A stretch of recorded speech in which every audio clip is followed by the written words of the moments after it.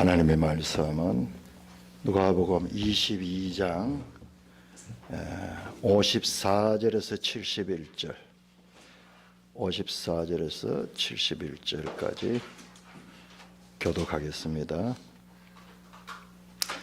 베드로의 예수님의 수제자, 대표적인 제자가 마지막에 집중적으로 조명이 됩니다. 그리고 예수님은 또한 이제 불의한 재판에 넘겨져서 고난을 받는 장면입니다. 누가복음 22장 54절 예수를 잡아 끌고 대제사장의 집으로 들어갈새 베드로가 멀찍이 따라가니라. 사람들이 뜰 가운데 불을 피우고 함께 앉았는지라. 베드로도 그 가운데 앉았더니 한 여종이 베드로의 불빛을 향하여 앉은 것을 보고 주목하여 이르되 이 사람도 그와 함께 있었느니라 하니.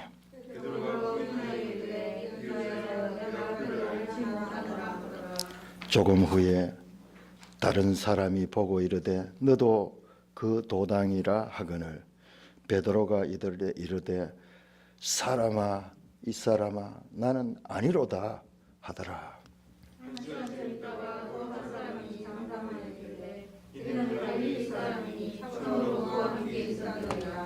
베드로가 이르되 이 사람아 나는 네가 하는 말을 알지 못하노라.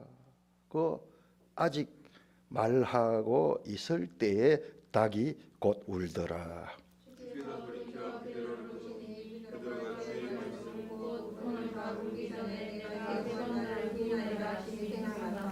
밖에 나가서 심히 통곡하니라.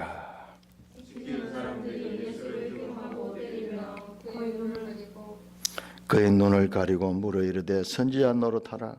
너를 친 자가 누구냐 하고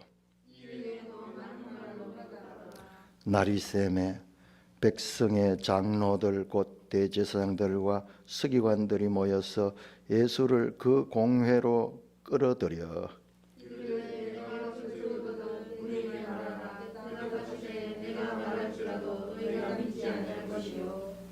내가 물어도 너희가 대답하지 아니할 것이니라.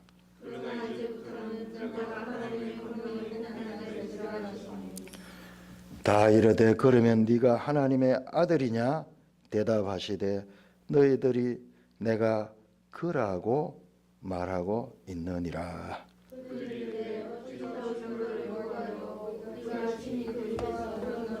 하더라.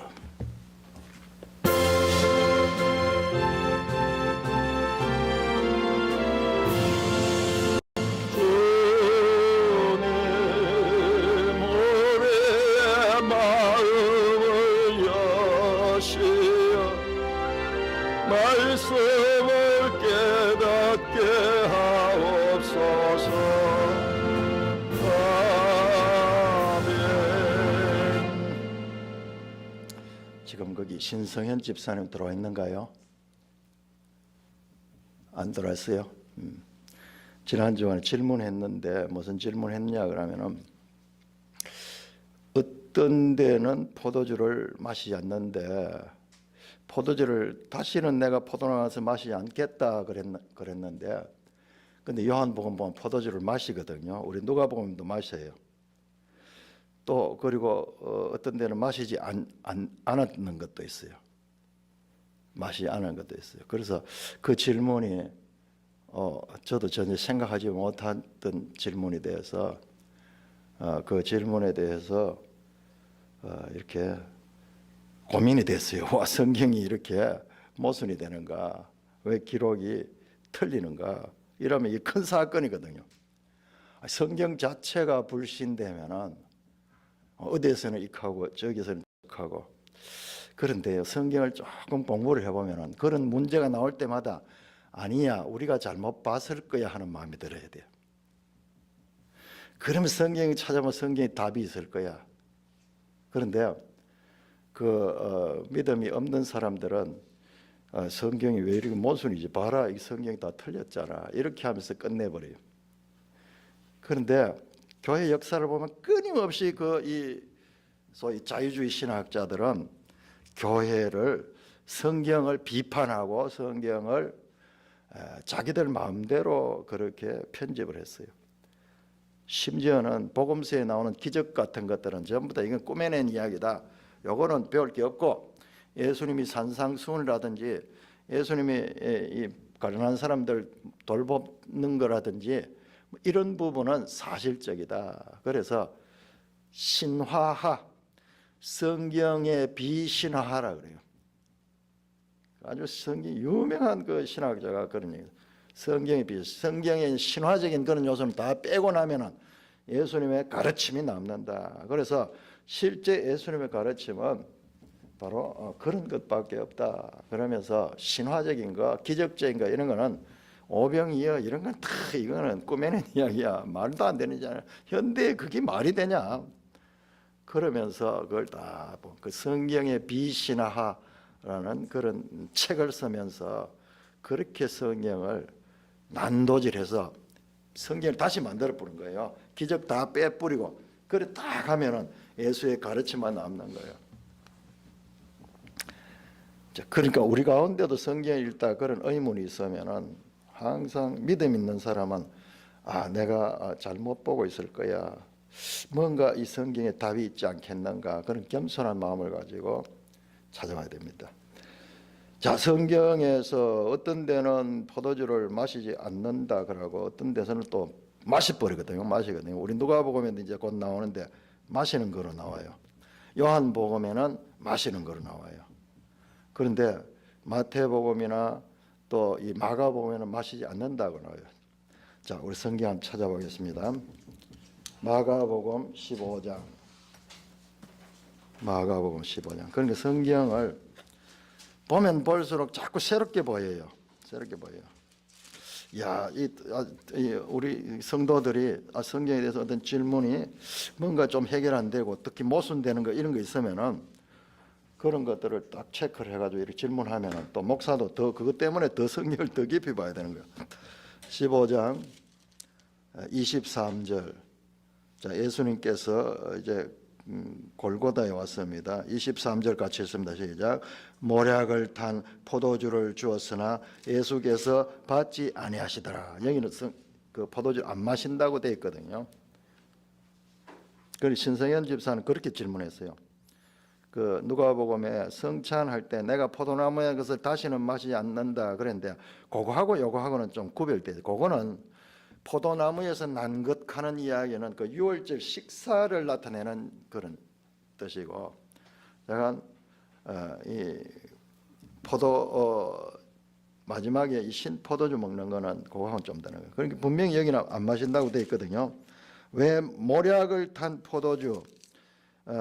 이게 마태복음에 보면 썰개를 탄 포도주로 돼 있어요. 썰개는 우리말 기가 막히죠. 이름 자체가 썰개하는 게 이게 쓴 것이에요. 쓴 것. 영어에서는 쓴 것과 신 것의 구별이 우리같이 잘 없더라고요. 쓴 것과 신 것. 우리말에는 쓴맛하고 신맛하고 구별되거든요. 그래 이게 모략을 탄 포도주가 이게 이제 그 썰개를 타는 거다. 약이라 하는 건 뭐 제조하는 거잖아요. 제조해서 만들잖아요. 약이 따로 있는 게 아니에요. 약은 뭔가 이 어떤 것을 제조해가지고 섞어가지고 그래가지고 만드는 것이 약이잖아요. 그 이게 썰개를 탄 포도주와 같은 거예요. 그런데 이게 마취제 효과가 있어요. 마취제 효과. 그 예수님께서 이 마취제 앞으로 이제 십자가에 달려서 그 못 박혀 죽으시는 그 고통을 조금이라도 덜기 위해서 그 마취제를 탄 포도주를 줬는데 그걸 예수님이 안 마셨어요. 자, 그런데 15장 마가복음 15장 36절 보세요. 36절 같이 읽습니다. 시작. 한 사람이 달려가서 해면에 신 포도주를 적시어 갈대에 껴 마시게 하고, 여기서 마셨어요. 2번 나오는 거예요. 요게 십자가에서 2번 포도주를 마시는 장면이 나오는데, 하나는 마시지 아니하고 하나는 마신 거예요. 그러니까는 어떤 성경에는 마신 거로 되어 있고 어떤 건 마시지 않는 거 되어 있는 거는 어떤 부분에는 앞에 안 마신 부분만을 기록했고 지금 요한복음 19장 같은 경우에는 마신 것만 기록했는 거예요.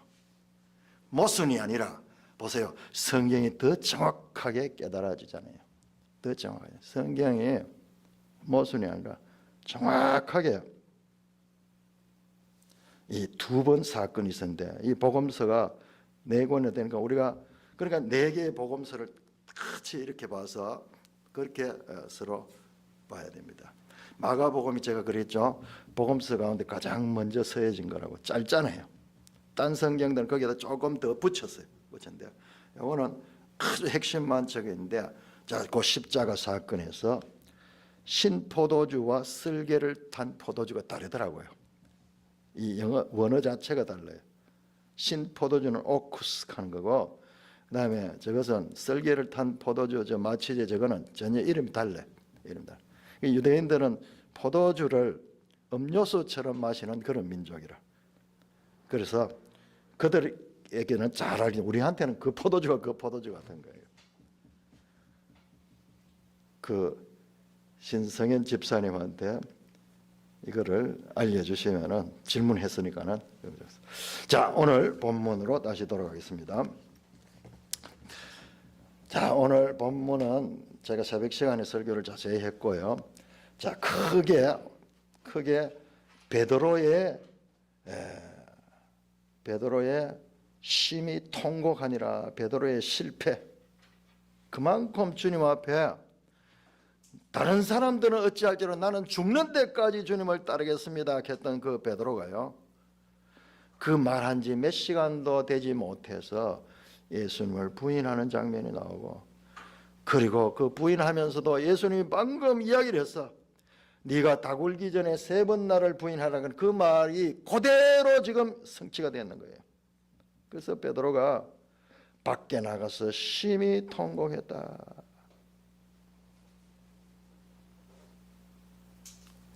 그 장면을 보면 61절 보시면은 예수님 보십니다. 요것도 복음서마다 누가복음에 이 부분을 묘사해 놨어요. 딴 복음에 이거 없습니다. 그래서 어떤 화가가 유명한 화가가 이 그림을 그렸는데 이 부분을 그린 게 있어요. 그 복음서는 4개의 복음서가 같이 이렇게 합력해서 보면은 더 생생하게 보게 되는 거예요. 주님이 저 멀리서 그 이 공회의 신문을 받으면서 고개를 돌리는데 베드로가 이 부인하는 불 쬐면서 부인하는 장면이 나오는 그 그림입니다. 주님의 눈이 베드로를 쫙 보고 있는 장면. 그 여기 보면은 주께서 돌이켜 베드로를 보시니 뚫어지게 보셨어요. 베드로가 눈이 마주쳤을 거야 아마. 섬찟한 거야. 그러면서 바로 조금 전에 오늘 닭 울기 전에 네가 3번 나를 부인하라는 그 말이 생각이 나가지고 밖에 나가서 심히 통곡하니라. 베드로 이런 이야기가 계속 나옵니다. 자, 제자들을 대표하는 베드로가 처참하게 실패한 것으로 끝이 납니다.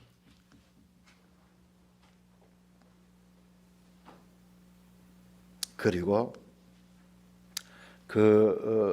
예수님은 희롱당하고 마저 때리고 그리고 놀립니다. 눈을 가리고 네가 선지자라며 선지자만 한번 맞춰봐라. 누가 네 때렸노? 우리 중에서 누가 때린지 한번 맞춰봐라. 그러면서 희롱하고 그렇게 66절 날이 새매 이 재판은 불법 재판이에요. 밤새도록 밤에 무슨 재판을 해요? 밤새도록 이리저리 끌고 다니면서 재판을 하고 그다음에 날이 새자마자 이제 다시 공회가 모여가지고 유대인들 공회가 다시 재판하는 거예요. 다시 신문합니다. 네가 그리스도냐? 예수님께서요. 내가 그라 그렇게 했습니다. 70절 내가 그라. 요 단어가 중요합니다. 요한복음 할 때 제가 여러 번 이야기했죠. 여기에 에고 에이미 에고 에임이에요. 내가 I am who I am. 나는 있는 자, 나는 존재하는 자다, 그 뜻이에요. 이게 무슨 소리냐 그러면 이게 바로 나는 스스로 있는 자라 할 때 그 표현이에요. 내가 그라. 70절이죠.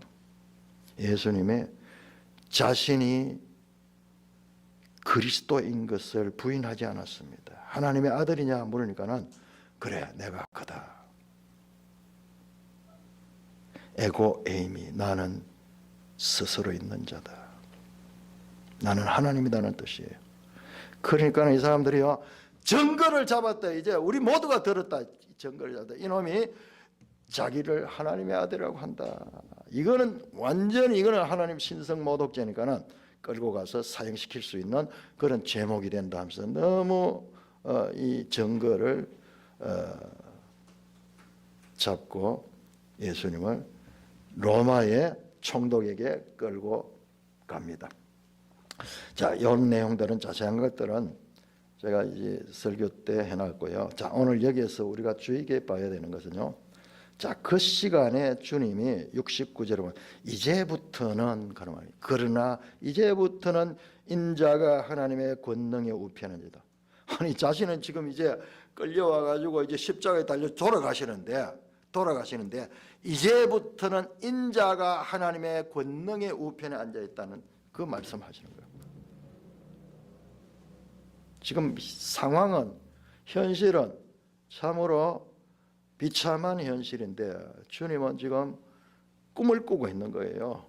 인자가 하나님의 권능의 우편에 앉아 가는 건 보좌에 앉는 거예요. 하나님과 공동 통치자란 말이에요. 과거에 그 이 솔로몬 시대, 솔로몬과 다윗 시대 일시적으로 공동 통치를 하는 거죠. 원래 젊은 왕과 늙은 왕이 있을 적에는 이 왕위를 계승할 때는 공동 통치하는 그런 것들이 있습니다. 지금 하나님의 권능의 우편에 우편 보좌에 앉아서 통치한다는 거예요. 제정신인지 아닌지. 자, 여기에서 세상 나라와 하나님 나라의 차이를 여기서 보면 누가복음 끝까지 가면서 세상 나라와 하나님 나라를 지금 나란히 가면서 세상 나라 속에서 하나님 나라를 제시합니다. 지금 이것은 하나님 나라의 하나님의 구속사에서 이제부터는 이 시간, now, 지금 이 시간은 아주 중요한 시간입니다. 자, 이 사건은요, 설교할 게 별거 없어요. 지금 예수님의 말씀 가운데서 엄청난 이야기들이 나옵니다. 자, 일단 베드로의 실패, 처참한 실패. 예수님이 3년 동안 공생애를 하면서 제자를 가르치면은 이렇게 비참하게 무기력하고 무능하게 끝이 납니다.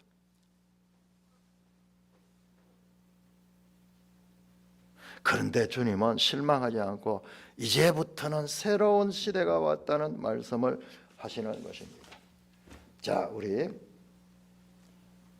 22장 53절 볼까요? 22장 53절.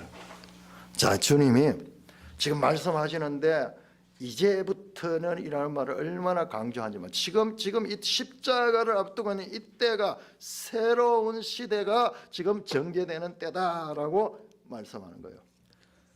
53절, 22장 53절. 자, 이 성전에 이 대제사장과 이런 유대인 종교 지도자들이 군대를 가지고 예수님을 잡으러 왔는 거예요. 그때 예수님께서 53절에 내가 날마다 너희와 함께 성전에 있을 때에 내게 손을 대지 않았도다. 그러나 이제는 너희의 때요 어둠의 건세다. 이제는 지금 이거는 너희의 때고 어둠의 건세다. 너희가 나를 이 어둠의 건세, 사탄의 권세가 예수님을 죽이는 때예요. 그런데 그 이제는 죽음을 끝나는 것이 아니라 인자가 권능의 하나님을 앉는 때이기도 하다는 말씀입니다. 자, 22장 24절 볼까요? 24절.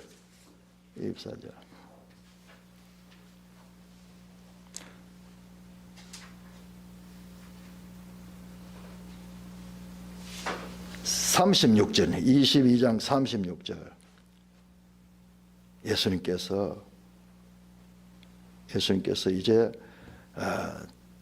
잡혀가실 것을 아시고요. 잡혀가시고 아시면서 36절 이르시되 이제는 전대 있는 자는 가질 것이요 배낭도 그리하고 금 없는 자도 겉옷을 팔아 살지어다.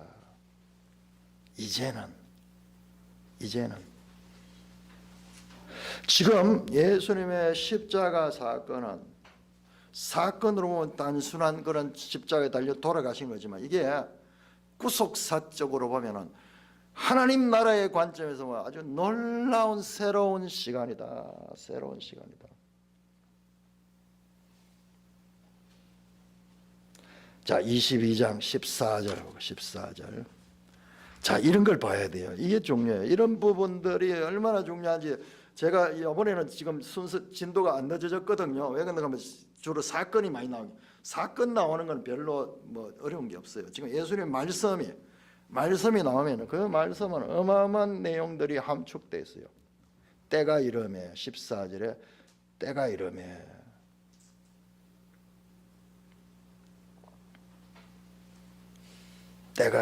예수께서 사도들과 함께 앉아서 내가 고난받게 너희와 이 유월절 먹기를 원하였노라. 이 시간 이제부터 지금 이 십자가에 달려 죽으시는 이 시간을 주님은 이 시간을 위하여 존재하시고 이 시간을 위하여 이 땅에 오셨어요. 그래서 마지막에 이렇게 시제를 강조하면서 지금 새로운 시대다. 앞에서도 계속 이야기했어요. 십자가에 달려 죽는다 하는 베드로가 펄쩍 뛰면서 그리 마옵소서 그러면서 막 고함을 치고 그러니까 사탄아 물러가라 그랬죠. 왜? 주님은 이 일을 위하여 왔는데 이 일을 막는 것은 사탄이 막는 거예요. 자, 이 중요한 시제 그리고 이 베드로의 무능함 친히 주님께서 3년 동안 가르친 수제자도 이와 같이 무능하게 끝이 나고 있는 이 장면을 통해서 우리에게 이 누가복음 무슨 말씀을 하고자 하는 거예요. 누가복음의 표현법은요 놀랍습니다. 엄청난 상징성이 그 속에 있어요. 베드로가 3번 부인했죠. 여러분 자세히 보시면 빌라도가요 3번 예수님의 무죄를 선언합니다. 그것도 제가 이번에 처음 봤어요. 3번 3이라는 숫자 3번 부인한 자와 3번 무죄로 선언한 자들 3세판 하는 말이 그냥 나온 게 아니에요. 이 성경적이에요. 그럼에도 불구하고 주님은 죽음을 당하는 거예요. 그것이 하나님의 뜻이고 그것이 주님이 반드시 가야 될 길이었습니다. 자, 22장 14절에서 18절까지는 자, 6월절 만찬이다. 매일 성경까지 보는 제목 보시면요. 6월절 만찬이라. 그 다음에 19절에서 20절은 새 언약의 만찬이라. 이렇게 구별했어요. 와, 이거 저도 처음 이번에 알았어요. 늘 이 말씀 볼 때마다 포도주를 2번 마셔. 먼저 포도주를 마시고 그 다음에 또 떡을 마시고 또 포도주를 마셔. 이게 도대체 뭐 왜 됐는가 싶었는데 그렇게까지는 못 봤어요. 그걸 보니까는 이거는 이제 구약에 속한 마지막 6월절 식사예요. 그리고 19절부터 시작되는 것은 이제 새로운 언약을 시작하는 그와 같은 새 언약의 식사입니다. 엄청나죠. 그런데 주님이 지금 말씀하시는 것은 바로 이거예요. 이거 새 언약이다. 이제부터는 가는 말은 뭐냐면 이제는 새 언약 시대가 왔다. 그 말씀인 거예요. 신약 시대가 왔다. 신약 시대가 왔다. 옛 언약 모세의 법이 아니고 이제 예수 그리스도의 이 피로 세우는 새 언약의 시대가 왔다는 거예요. 이 얼마나 중요한 말씀할지 몰라요. 그래서 지금 누가복음에 나오는 이 마지막 예수님의 말씀들은 어마어마한 구속사적인 그와 같은 무게를 가지는 말씀인 거예요. 새 언약. 여러분 성경을 보다 보면요, 구약 성경 막 복잡잖아요. 그런데 제가 이 성경을 보면서 예수 처음 믿고 막 이렇게 보면서 나름대로 막 성경 읽으니까 뭔가 이 말씀들이 막 서로 연결이 되더라고요. 그래서 내가 노트를 썼어요. 카드를 만들어 가지고 같은 의미 있는 것만 장절만. 지금 보니까 내가 성경 신학자였어. 마치 관주를 만들듯이 그래 가지고 그래서 성전하는 말이 나오면 그걸 또 따로 보다 보면 또 이 성전하고 새 언약하고 또 연결이 돼. 그러면 성경이 주제별로 쫙 연결되는 것을 발견하게 됐어요. 그러면서 내가 그 성경에서 가장 중요한 내용이 새 언약이라는 것을 알게 됐어요. 왜 그런가 하면 거기에 관한 말씀이 가장 많이 있어요. 중요한 것은 카드가 여러 장 겹쳐져요. 반복돼서 나오고. 그래서 지금 이 새 언약이라는 말씀이 예수님의 입을 통해서 하시는데 이것이 구약의 바로 구약의 선지자들이 예언했던 그 말씀이 예수님을 통하여 지금 성취되는 거예요. 수백 년 동안. 아니 더 거슬러 오면 모세 때부터 이 때를 기다리고 있어요. 이 때를.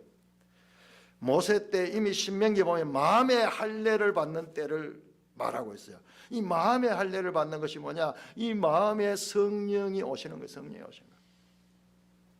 여러분 포로기의 선지자 에레미야, 에스겔이 바로 이 예언을 하신 분들이에요.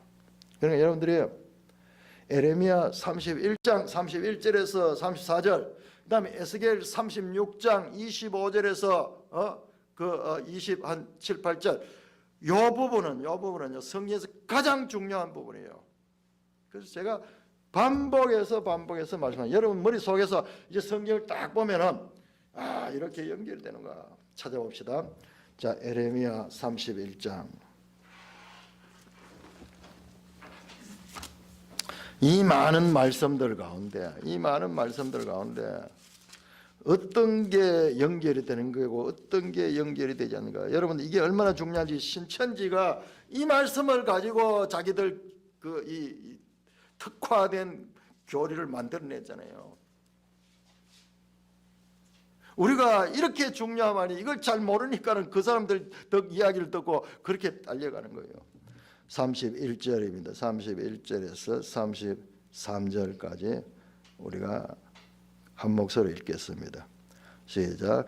여호와의 말씀이니라. 보라, 날이 이르리니 내가 이스라엘 집과 유다 집에 새 언약을 맺으리라. 이 언약은 내가 그들의 조상들의 손을 잡고 애굽 땅에서 인도하여 내던 날에 맺은 것과 같지 않은 것은 내가 그들의 남편이 되었어도 그들이 내 언약을 깨뜨렸음이라. 여호와의 말씀이니라. 그러나 그날 후에 내가 이스라엘 집과 맺을 언약은 이러하니 곧 내가 나의 법을 그들 속에 두며 그들의 마음에 기록하여 나는 그들의 하나님이 되고 그들은 내 백성이 될 것이라. 여호와의 말씀이니라. 하나님의 소원이 이거예요. 이 말씀 되게 반복. 나는 그들의 하나님이 되고 그들은 내 백성이 될 것이라. 이게 하나님의 소원이에요. 이게 언제 날이 이르면은, 때가 이르면은 그때 이 일을 하겠다는 거예요. 그런데 여기에는 성령을 보내주겠다는 말은 없어요. 여기에는 내 법을 그들 속에 두고 내 법을 그들의 속에 두며 그들의 마음에 기록하겠다. 법이 그들의 마음 속에 들어가겠다. 하나님의 말씀이 그들 마음 속에 기록이 되겠다. 이거 기억하세요. 여기 비슷한데 새 언약이라는 단어도 나왔는데 이것이 과연 이 오순절 성령 강림과 같은 연결되는 말씀인가? 자, 이 베드로의 무능력함, 이 베드로의 무능력함은 같은 누가가 쓴 사도행전 2장에서 완전히 바뀝니다. 그러니까 이보다 더 중요한 게 없어요. 할 수 없는 베드로가 능력 있는 베드로로 변화되니까 그 과정에 어떤 일이 있으나 바로 지금 예수님께서 말씀한 이 사건이 그 속에 개입되어 있는 겁니다. 자, 같은 포로 시대의 선지자 에스겔을 통해서 예수님 말씀하셔서 하나님께서 말씀하셨습니다. 에스겔 36장, 에스겔 36장.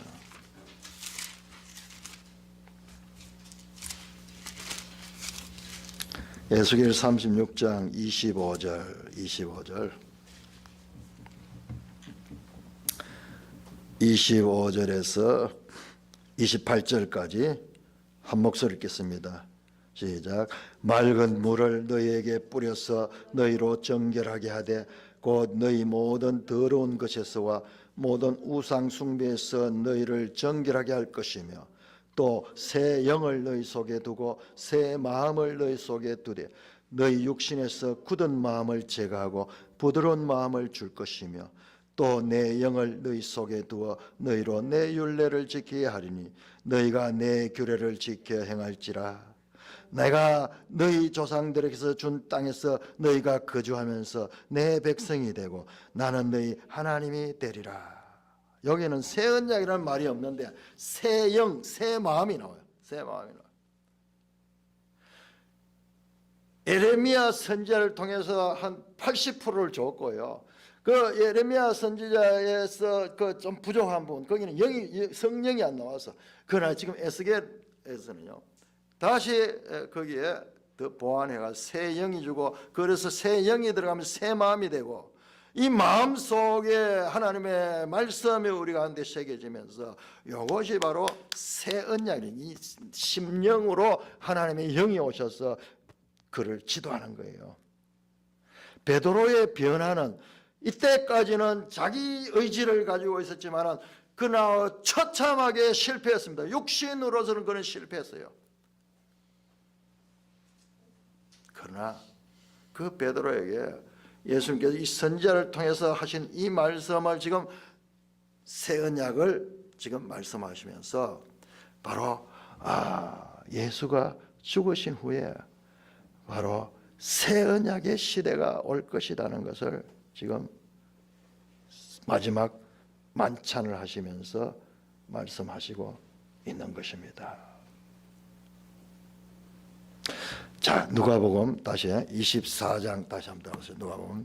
자, 이 부분을 예수님께서 얼마나 강조를 하는지 지금 마지막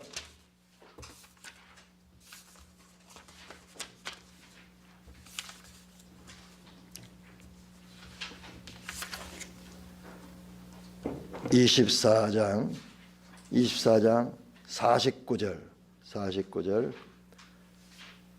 같이 있습니다. 부활하신 예수님께서 말씀합니다. 시작. 볼지어다 내가 내 아버지께서 약속하신 것을 너에게 보내니 너희는 위로부터 능력이 입혀질 때까지 이 성에 물라. 예수님께서 부활하신 예수님께서 제자들을 찾아가서 이제 약속한 아버지가 약속한 걸 너에게 보낸다. 언제 약속했습니까? 선지자들을 통해서 약속해. 날이 이르면은 내가 내 법을 너희 속에 두고 새 영을 너희 두고 너에게 새 마음을 주시겠다 하는 그 약속이 그 약속. 예수님 말씀은 전부 성경이에요. 성경. 그러니까 위로부터 능력이 입힐 때가 이 성에 머무는 예루살렘에 머무는 제자들은 고향이 저 갈릴리잖아요. 다 흩어져 가지고 있었는데 다시 예루살렘에 모이도록 했습니다. 그래서 예루살렘으로 오는 거예요. 자, 사도행전 1장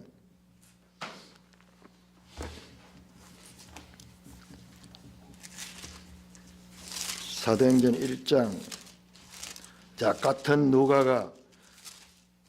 누가행전 전반부인 누가복음에서는 마지막에 이제 약속한 걸 기다리라 그랬고 이제 후반부인 사도행전이 시작되면서 다시 그 이야기를 합니다. 사도행전 1장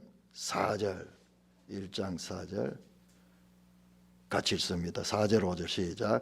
사도와 함께 모이사 그들에게 분부하여 이르시되 예루살렘을 떠나지 말고 내게서 들은 바 아버지께서 약속하신 것을 기다리라. 뭘 약속했는데? 5절 요한은 물로 세례를 베풀었으나 너희는 맨날이 못되어 성령으로 세례를 받으라. 성령 세례를 받는, 성령이 오신다는 거예요. 8절입니다. 오직 성령이 너에게 임하시면, 이제 성령이 너에게 오시는 바로 성령 시대가 오시고, 그 성령이 오신 것이 2장이요 2장 1절 오순절 날이 이미 이름에 그들이 다 같이 한 곳에 모였더니 호련히 하늘로부터 급한 강한 바람 같은 소리가 있어 그들을 안전 온 집에 가득하며, 4절에 그들이 다 성령의 충만을 받고 성령의 말하심을 따라 다른 언어로 말하기 시작하느라. 성령이 온 표시로요, 처음 오신 표시로 방언들을 막 하는데 막 외국어를 막 하는 그런 희한한 사건이 일어난 거예요. 외국어를 막 하는 거예요. 이거는요 그냥 지금 사람들이 이야기하는 그런 방언 아니에요. 이거는 외국어예요. 뒤에 보면은 15개국에서 사람들이 왔는데 그 사람들이 전부 다 이 말을 자기들 언어로 듣잖아요. 자기들 언어로 듣잖아요. 11절 그레데인가 아브라함인다 우리가 다 우리의 각 언어로 하나님의 큰 일을 행합니다. 이 방언은 랄랄랄랄랄랄랄 하고 뭐 도도도도 하는 그런 방언 아닙니다. 이거는 외국어예요. 외국어 그대로 외국어로 그렇게 말씀. 각 사람들이에요. 자, 언제 언어가 혼잡됐습니까? 바로 바벨탑에서 언어가 혼잡돼가 각 나라로 언어가 다 바뀌었잖아요. 그런데 여기에서 지금 언어가 지금 하나로 합쳐지는 바벨탑에서부터 시작된 언어의 분산이 이 시대에 이 시점에서 갑자기 언어가 하나로 합쳐지는 그런 사건이 일어났습니다. 14절부터 베드로가 설교하잖아요. 베드로가 설교하면서 성경을 인용하는 것이 17절부터 요엘 선지자가 말인데, 하나님이 말씀하신 말세에 내가 내 영을 모든 육체에 부주니 너희 자녀들이 알시고 너희 젊은이들 환상을 보고 너희 늙은 꿈을 꾸라. 그때 내가 내 영을 내 남종과 여종에 보여주다. 성령을 보내준다는 그 요엘을 통해서도 말씀하시고 에레미야를 통해서 말씀하시고 에스겔도 통해서 말씀하신 그 사건이 지금 오순절날 여기서 지금 성취된 거예요. 예수님이 새 언약을 맺으라 했던 그 새 언약, 이 피로 맺는 새 언약이 지금 여기서 지금 성령이 임함으로 성취가 돼서 나타나고, 베드로가 설교를 하는데 그야말로 시편을 인용하고 이 선지서를 인용하면서 이걸 정확하게 풀어가지고 예수 그리스도를 전합니다. 33절 2장 33절 같이 읽습니다. 시작. 하나님이 오른손으로 예수를 높이심에 그가 약속하신 성령을 아버지께 받아서 너희가 보고 듣는 이것을 보여주셨느니라.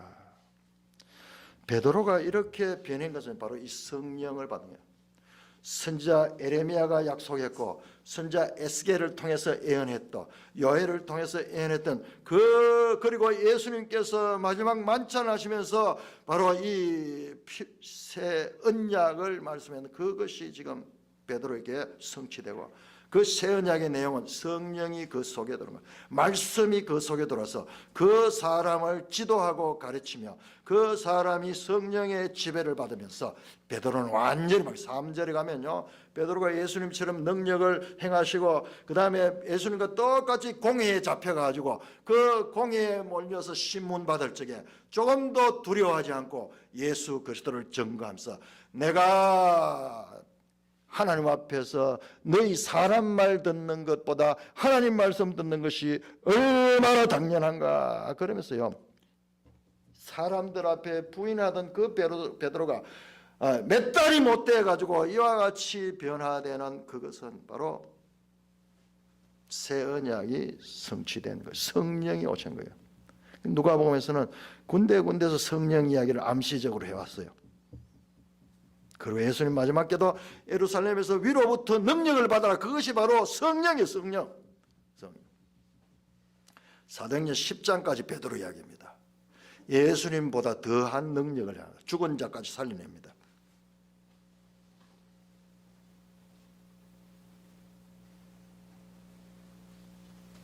예수님께서 식사하시면서 말씀했던 이 잔은 내 피로 세우는 새 언약이니 곧 너희를 부는 것이라. 이제부터는 새로운 십자가를 앞두고 새로운 때에 대해서 계속 반복해서 말씀하신 건 바로 이 새 언약의 성취를 말씀하시는 겁니다. 이걸 여러분들이요 완전히 이해를 해야 돼요. 이보다 더 중요한 성경 내용이 없어요. 자, 그러면 사도 바울은 이것을 어떻게 가르치고 있는가? 자, 고린도후서 3장입니다. 고린도후서 3장.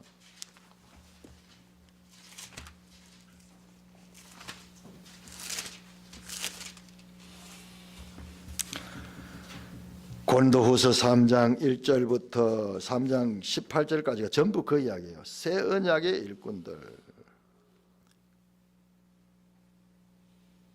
3절 보면 너희는 우리로 말미암아 나는 그리스도의 편지니 이는 먹으로 선 것이 아니요 오직 살아계신 하나님의 영으로 선 것이며 돌판에 선 것이 아니요 오직 육의 마음판에 선 것이라.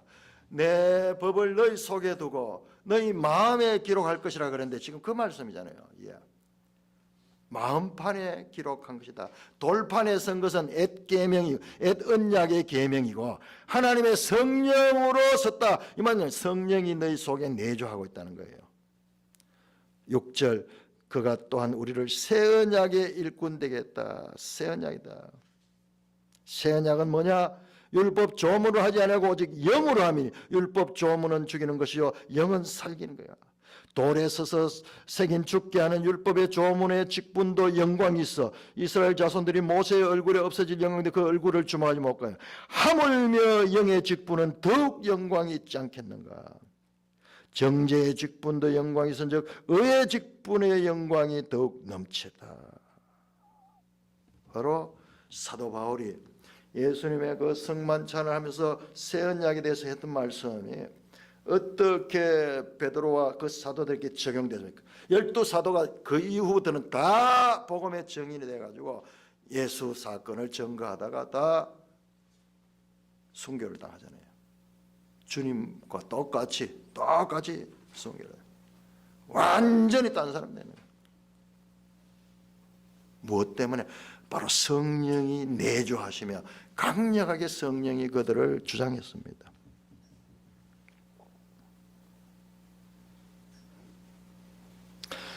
히브리서 8장 히브리서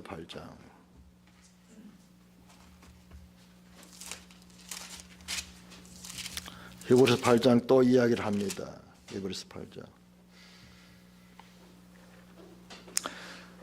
에레미야서를 인용합니다. 8장 8절 주께서 이르시되 볼지어다 날이 이르니 내가 이스라엘 집과 유다 집에 더불어 새 언약을 맺으리라. 또 주께서 이르기되 이 언약은 내가 그들의 열조와 손을 잡고 애굽 땅에서 인도하여 내 나라에 맺은 언약과 같지 아니 그들은 내 언약 안에 머물러 있지 아니하므로 내가 그들을 돌보지 아니하였노라. 또 주께서 이르시되 내가 그날 후에 내가 이스라엘 집과 맺을 언약은 이것이니 내 법을 그들의 생각에 두고 그들의 마음에 이를 기록하리라. 나는 그들의 하나님이 되고 그들은 내게 백성이 되리라.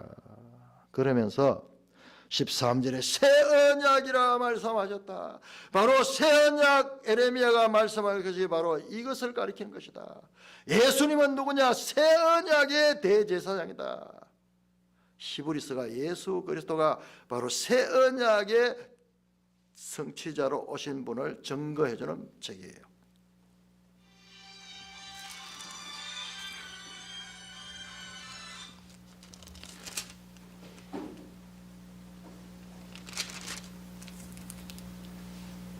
(10장) 계속 그 이야기야. 8장, 9장, 10장이 다 그 이야기야. 15절 보세요. 9장 15절에 그는 새 언약의 중보자시다. 10장 가서도 10장 16절 주께서 이르시되 그날 이후로는 그들과 맺을 언약이 이것이라 하시고 내 법을 그들의 마음에 두고 그들의 생각이라 하신 후에 그들의 죄와 그들의 불법을 내가 다시는 기억하지 않는다 하셨으니 이것들을 사선즉 다시 죄를 위하여 제사 드릴 것이 없다. 예수 사건은 하나님의 구속사에 있어가지고 이와 같은 큰 변화, 에덴약에서 새 언약으로 변화되는 그와 같은 변화라는 것을 성경이 합력해서 그거를 지금 증명해 주고 있는 것입니다.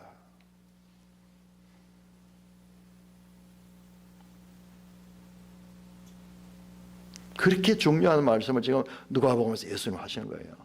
이제는 인자가 하나님 보좌 우편에 앉아 있는 때다. 세상 나라에서 볼 때는 죽으시고 망했는 거지만 아니에요.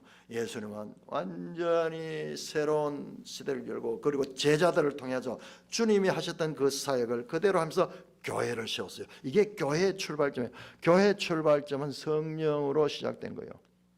그러니까 우리 성도들이 성령님에 대해서 우리가 바르게 알지 못하면 자 여기서 다시 한번 보세요. 예수님께서 요한복음 14장 보세요. 요한복음 14장. 자 요한복음은 다른 책하고 완전히 다릅니다. 복음서 가운데도 공간 복음이 아니에요. 이것은 제4복음서는 아주 독자적이에요. 14장부터 예수님께서 다른 복음서에 없는 이야기가 14장이 나오는데 14장, 15장, 16장이 다락방 강화예요. 다락방 강화.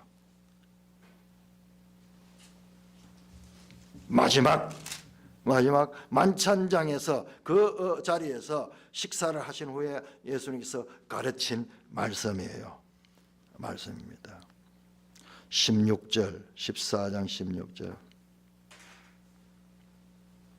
내가 아버지께 구하겠으니 그가 또 다른 보혜사를 너희에게 주사 영원토록 너희와 함께 있으리라. 그는 진리의 영이라.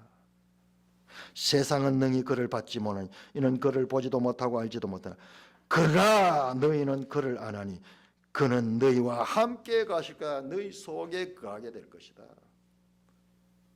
마지막 가르치는 게 예수님이 성령에 대해서 가르치는 거예요. 제자들만, 요거는 제자들만 있어요. 제자들만.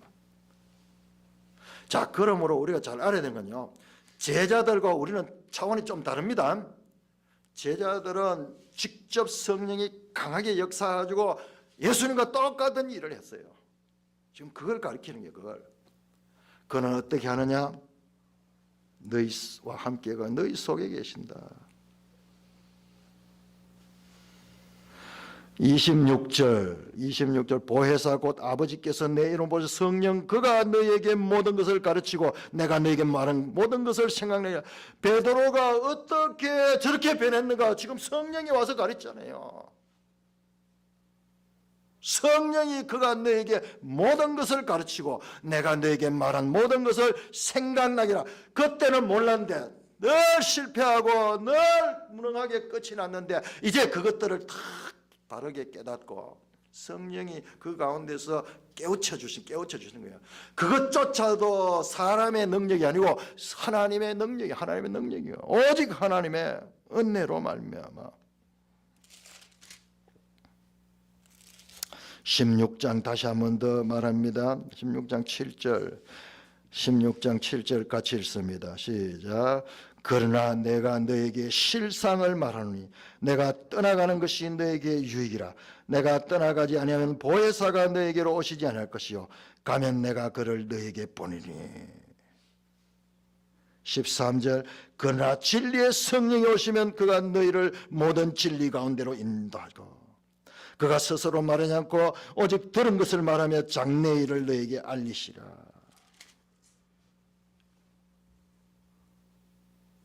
이렇게 예수님이요 마지막까지 제자들을 가르쳐가지고 바로 뭘 가르치냐? 성령이 오서 성령이 너희를 지도하게 될 것이다.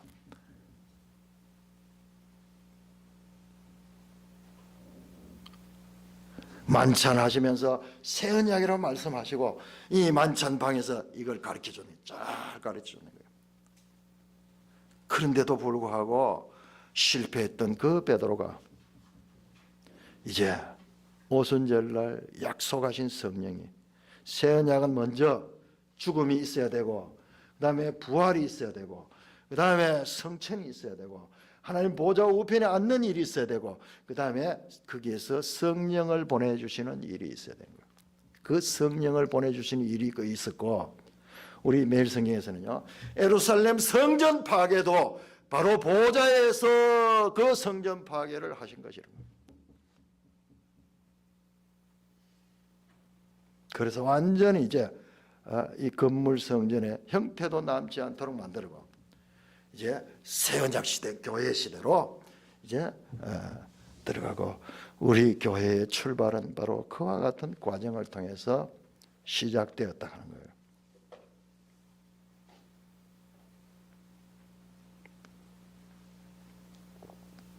자, 천국의 서기관들은 뭘 하는 자냐? 뭘 하는 자냐? 자, 먼저 누가복음 12장 보겠습니다. 누가복음 12장.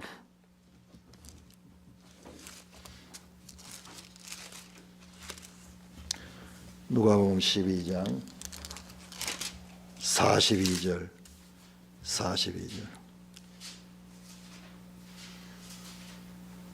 주인이요 멀리 혼인집에 잔치집으로 떠났어요. 떠나서 종들만 집을 지키고 있어요.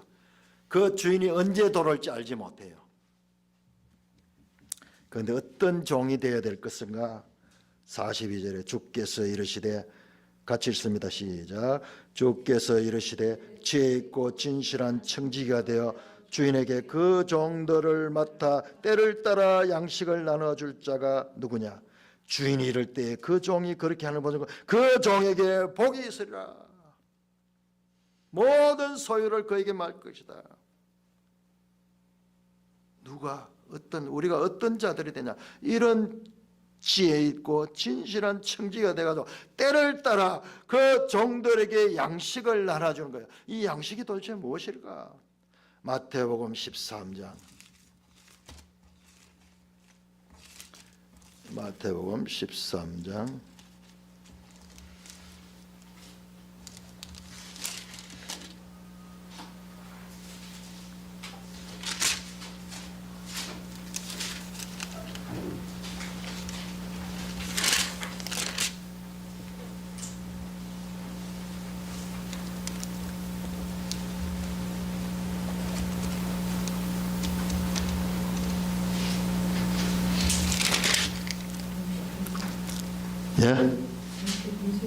22절 52절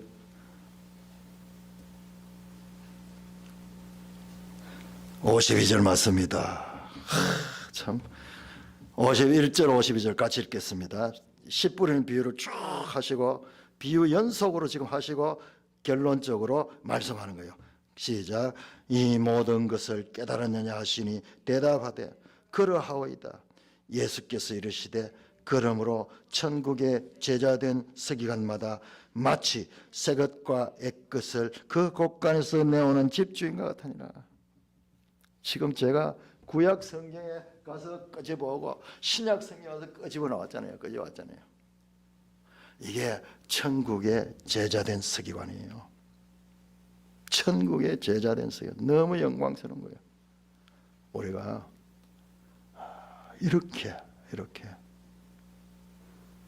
우리가 가진 복음과 이 교회를 바르게 알고 청지기다운 그런 삶을 살아야. 제일 중요한 것이 뭐냐? 바로 이거예요. 이거 새것과의 것을 그 곳간에서 내와서 그 종들에게 양식을 나눠주는 이 일이 예수님이 하신 일이고, 그리고 마태복음 다시 보이는데요. 다시 보니까 제자들이 참 가르치는. 그 가르침이 바르게 되면은 교회가 진리 위에 반석 위에 서는데, 오늘날 이런 것들이 너무나 산만하게 되어 버려가지고 그렇게 진리가 흐트러지면은 나머지는 제대로 설 수가 없는 거죠. 예수님께서 마지막 하시는 말씀이 가지는 무게, 깊이와 넓이와 높이와 이 하늘에 속한 이와 같은 놀라운 시간에 대한 말씀. 오늘 함께 나누어 봤습니다.